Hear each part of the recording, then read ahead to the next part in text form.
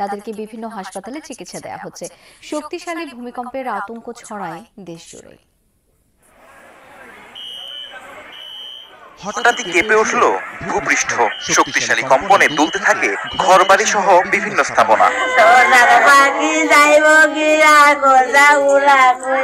ভূমিকম্পে নারায়ণগঞ্জের রূপগঞ্জ গোলাকান্দাইলে দেয়াল চাপায় প্রাণ গেছে এক শিশুর। প্রত্যক্ষদর্শীরা জানায়, মা কুলসুম বেগমের সাথে ঘরে ছিল ফাতেমা আক্তার। ভূমিকম্পে পাশের ভবনের দেয়াল ধসে পড়লে নিচে চাপা পড়ে ঘটনাস্থলে প্রাণ যায় ফাতেমার। আমরা দুজনে অজ্ঞানের মতো অবস্থান চিকুর বাকুর করতেছি। এলাকার লোক সমস্ত লোক আসছে এবং আমরা দুইজন নিহত, একজন মারা গেছে, দুইজন আহত।